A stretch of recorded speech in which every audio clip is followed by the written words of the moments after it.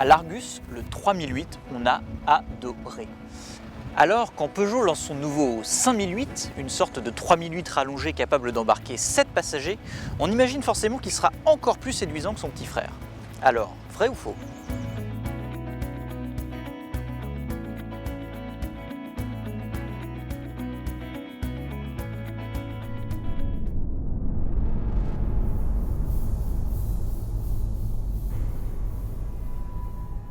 Alors, quand on vous dit que le 5008 est un 3008 rallongé, c'est vraiment le cas puisqu'il mesure 19 cm de plus en longueur, dont 16 cm sur l'empattement, et ça profite directement à l'espace arrière.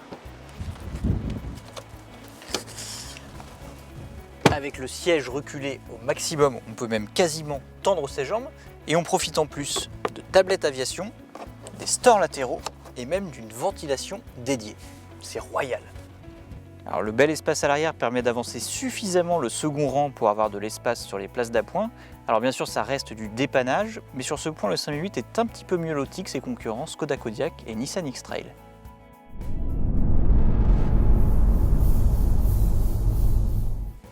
Et le 5008 est encore plus modulable que son petit frère 3008 puisqu'il embarque 5 sièges indépendants qui sont tous rabattables bien à plat, et le siège avant est lui aussi repliable pour pouvoir embarquer des objets jusqu'à 3,20 m de long.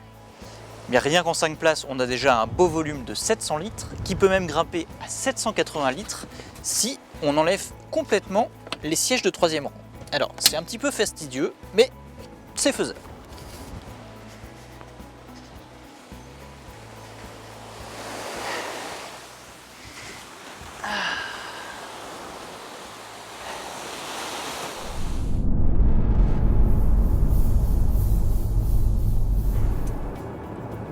Malgré son gabarit supérieur, le 5008 pèse seulement entre 50 et 60 kg de plus que le 3008. Du coup, on retrouve toutes les qualités du petit frère, à savoir des moteurs performants, même comme ici avec le petit 3 cylindres à essence de 130 chevaux, du moins à vide. On trouve aussi une tenue de route très efficace en virage et une agilité vraiment étonnante pour une voiture de cette taille, qui est d'ailleurs toujours servie par ce volant tout petit. Alors, au volant, on n'est d'ailleurs pas dépaysé puisque le 5008 reprend la planche de bord du 3008. On retrouve donc cette fameuse console centrale enveloppante, cet écran tactile de 8 pouces commandé par ces basculeurs qui sont très esthétiques, ou encore les compteurs à affichage 100% numérique et entièrement personnalisables dès le premier niveau de finition.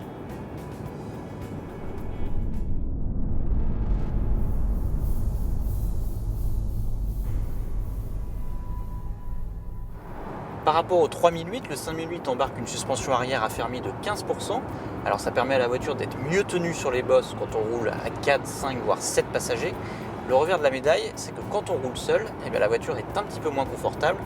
Alors si vous ne voyagez pas en famille au quotidien, il ne faudra pas hésiter à pratiquer le covoiturage.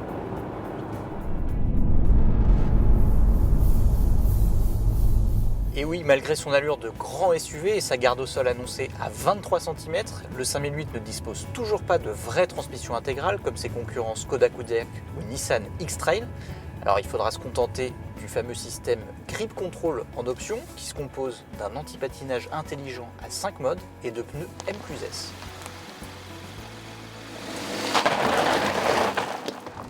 Alors ça permet au moins de prendre quelques chemins de terre comme celui-ci, même si il vaut mieux éviter les bosses, sinon ça secoue, voire de rouler sur la neige en meilleure sécurité.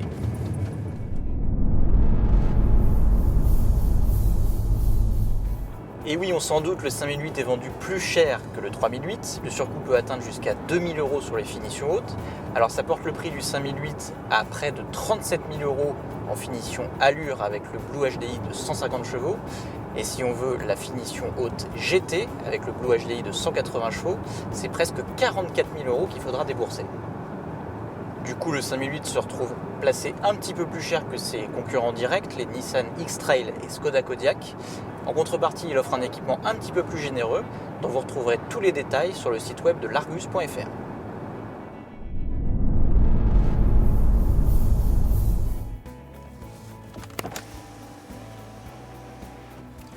Alors, 5008 ou 3008 ?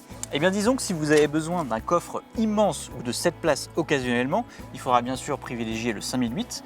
Maintenant, s'il ne s'agit pas de l'usage principal de la voiture, on peut très bien rester sur le 3008 qui se montre un petit peu plus dynamique à conduire, encore plus confortable et un petit peu plus agréable à regarder.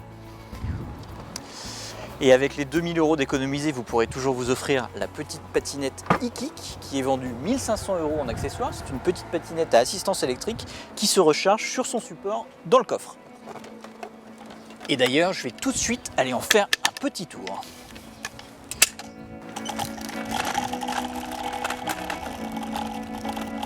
Et à très vite sur l'Argus.fr.